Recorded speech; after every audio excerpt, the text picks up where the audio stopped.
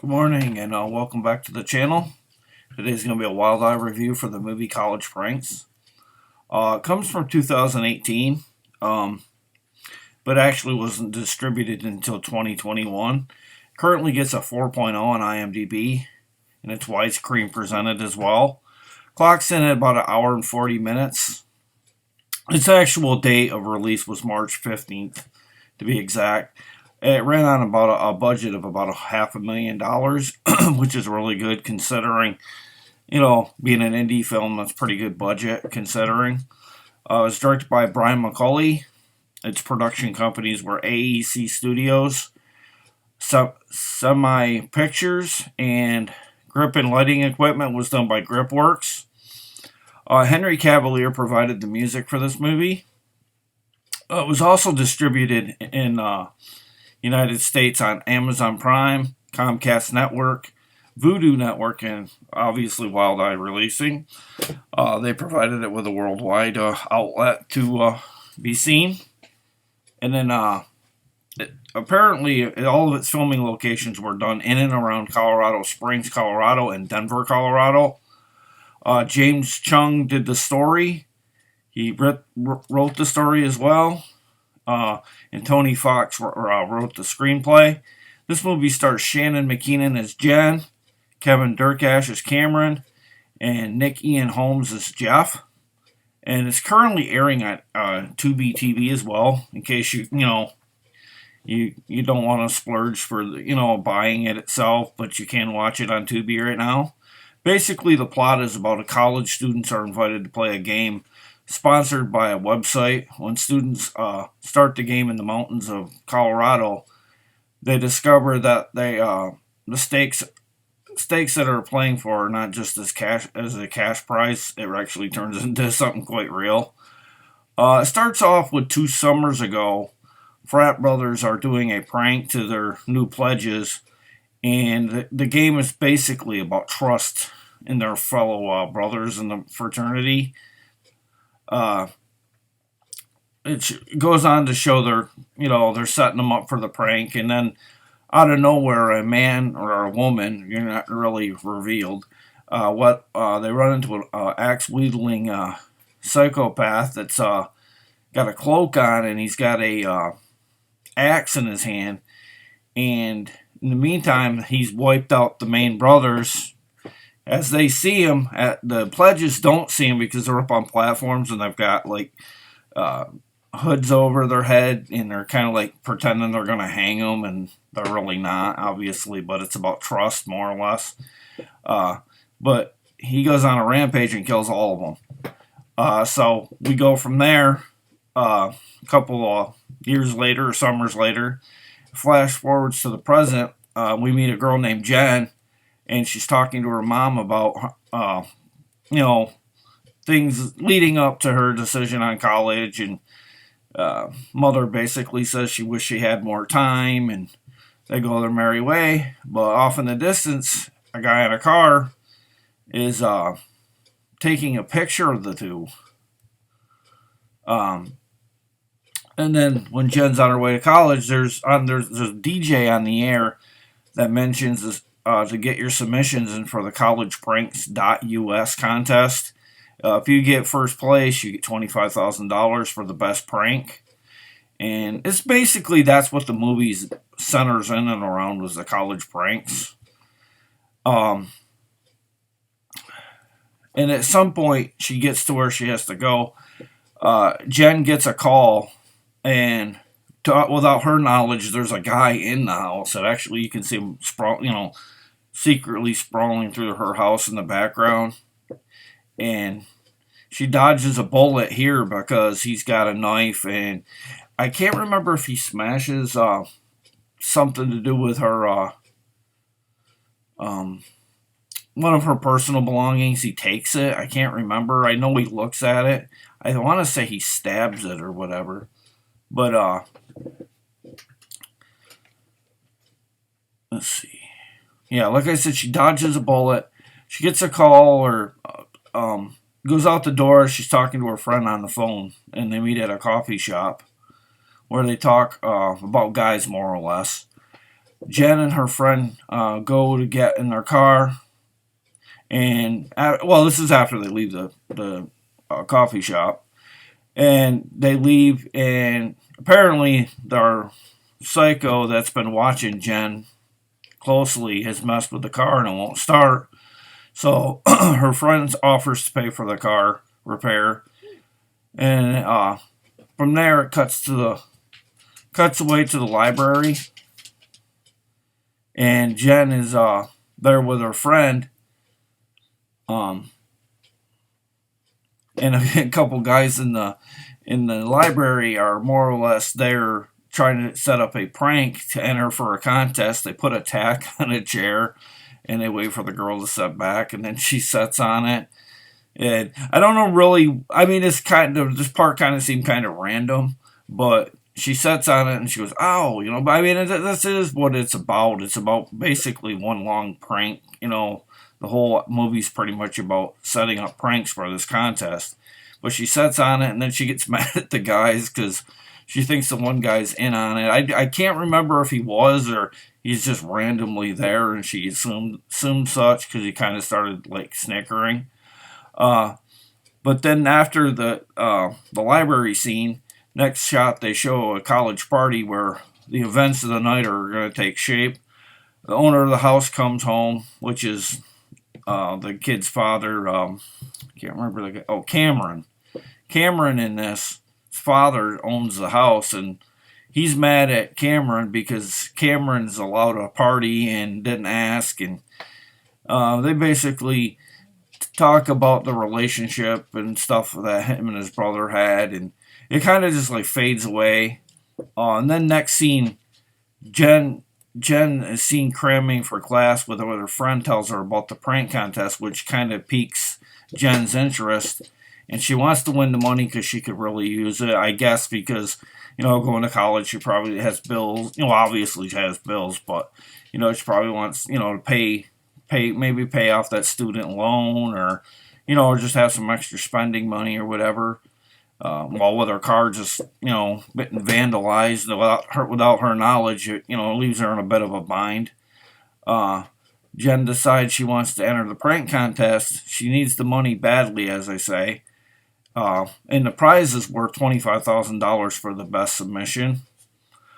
Jen is seen dreaming back about a flashback that leaves us thinking, what is this confusing dream that she's going through? Why is she dreaming about this? Well, apparently, Jen is officially an entrant in the contest as she gets a notification that she was qualified. I honestly, she's picked for a reason. Honestly, not because she was lucky enough to get it, but basically she's to be a center of the attention later on in the movie. Jen approaches a man in a truck, and she needs to go to this place where she's going to be entered, where she actually has to go to this place for the contest. And she asks the guy if he knows where it is, and he goes, "Oh yeah." He goes, "I know where exactly." He's a real creep in the end because he starts off like really a nice older guy, but he's actually quite kind of creepy because he drives her there, and he says you'll have to walk the rest of the way because there's no roads or whatever to where you have to go, so you have to hike. And he goes, "Boy, I wish I get to know you better." And she was getting kind of creeped out by him. And apparently this land is the very land where the early in the movie the people were slaughtered, and she goes there. She hikes there on foot. She gets out and walks to the place where it all went down. It shows a camera attached to a tree when I think she's about halfway there, maybe, or close to it. She happens to run into Cameron and Jeff, who are also contestants for this. Cameron was the guy early on that was hosting the party, and I just thought, you knew there was a reason for them to bump into each other, other than they're the stars, but you knew there would be a reason for it. Basically, the three embark on a hike to the actual site, where they find a campsite. They say the contest begins in the morning. They get a nice little note around the campfire about it starting in the morning. They all settle into camp and discuss sleeping arrangements and bump into a guy named Trevor who comes off very odd and is referred to as a wild card in the contest because he, just like I said, he comes out of nowhere. Uh, Next scene, it shows Cameron, the guy, like I said, who hosted the party. He gets snagged in a snare trap, and Jen gets him down, and he senses an attraction between Cameron and Jen. And then the four of them sitting around a campfire, and they discuss their path through college and their potential degrees and what they want to do in college. They basically all go down the line of what they're in college for. And Cameron and Jeff tell some issues that traumatize them as children. Jeff leaves us with a story about drug use, wondering about how dark his past in his story goes kind of into Weirdsville, kind of like there's more to his story, but he doesn't tell it all, and you're kind of like with an arrow pointing over him, like, is this the killer? Like ding ding ding ding, like there's something kind of like in the movie Student Bodies, but let's see. Okay, then from there, Jen goes into the woods to go to use, obviously the outdoor restroom, if you will. Finds a bloody pig head attached to a tree, and scares the bejesus out of her. They hear later, shortly after that, they come running to her aid, and they hear Jeff screaming. They find him snagged to a one of those drag snares where it drags you up off the ground and then up into the air. They let him loose, and now at this point they're thinking people are someone's messing with them. They get back near where their camp is, and they find these likenesses of themselves with hooded, kind of like in ghost format, like a white sheet over them, hanging from a noose, and the likenesses are on fire, and they're starting to think someone's doing it to scare the crap out of them. They laugh it off, and Cameron and Jen happen to go into the same tent and talk, and then they kiss, and then basically that's pretty much it.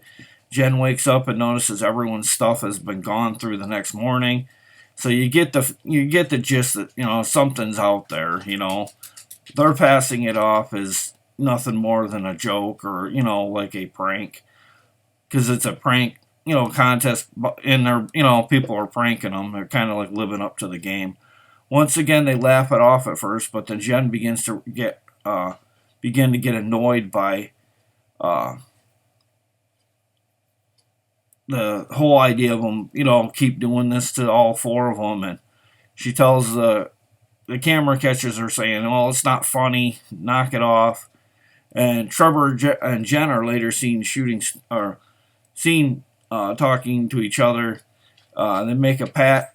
Trevor makes a pass at her. More or less Jen tells him that she's really not interested. More or less by her body language and the way she acts towards him. Along the way, they team up the team keep getting notes about clues to complete the game. They got to do these tasks. Then next scene, it shows Jeff is with Cameron, where they must finish the task or the device will explode, or so they think. And I guess they thought it was kind of like prankish as well. And it explodes and it kills Jeff, or so we think. That's later to be revealed. This whole time, all of the events in this where they are being streamed via a website, and anyone that has access to internet and knows about the the website can watch all this stuff going down.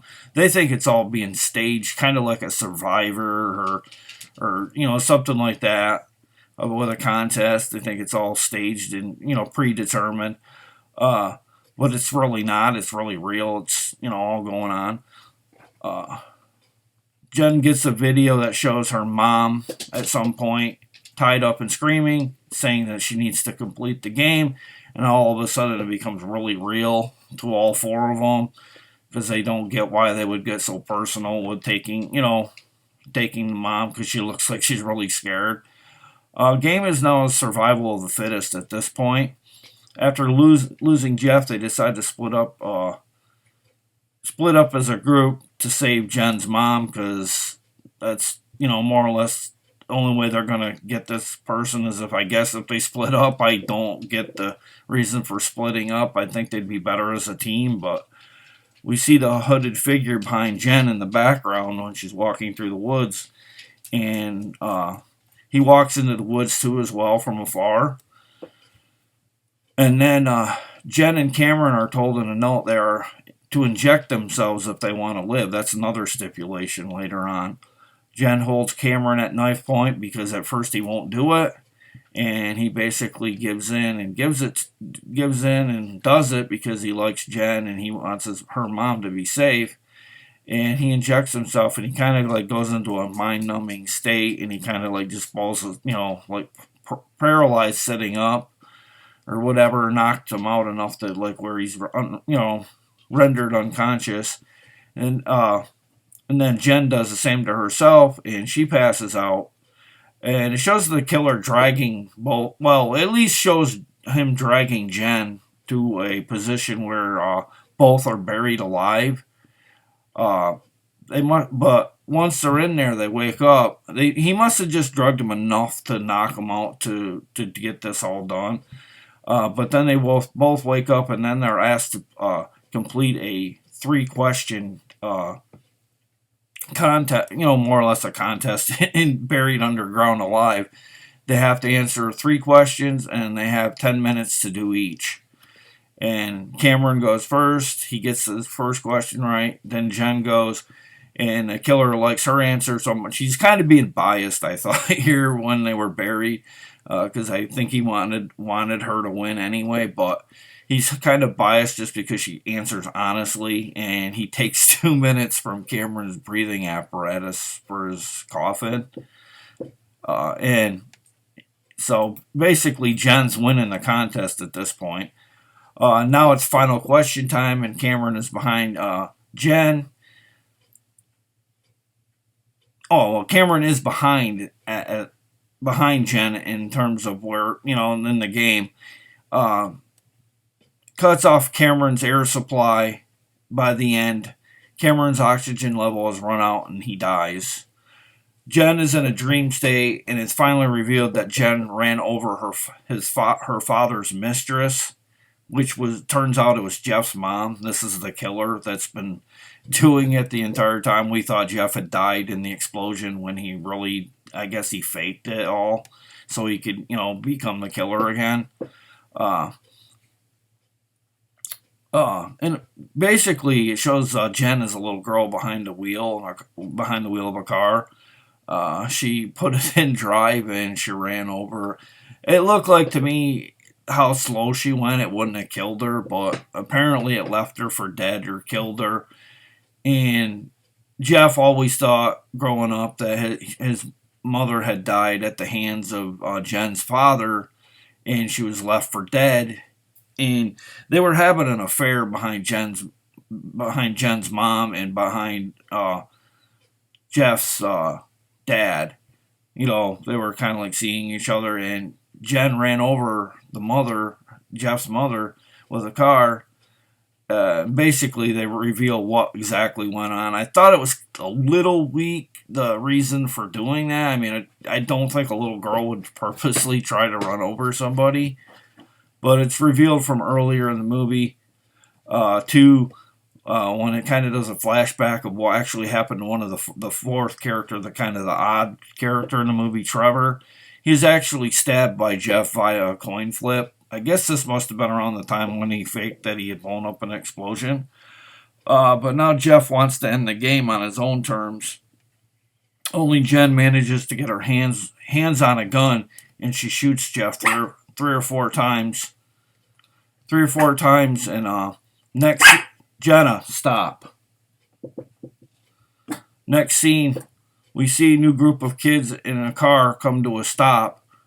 to a guy who resembles the executioner, like earlier in the movie, like way back 2 summers ago, with an axe, and the driver gets out, and he turns his back to the killer, and basically, I don't know why he'd turn your back to the killer, but he does. Uh, as he begins to like turn around, the killer chops him in the back, and you could tell it went kind of through him because he had like the blood started coming out the front. And then he goes on this killing rampage, and he starts smashing in the car windows with the axe. I guess we're left to believe this is a rebirth of a new killer. I guess that's what they're going for. It definitely feels like there's going to be a sequel to this one. I stuck around for the credits too to see if there was any, little Easter eggs at the end if they're hinted at a sequel. But just the way it ended, it kind of felt like there could be a sequel. But that's a review for College Pranks.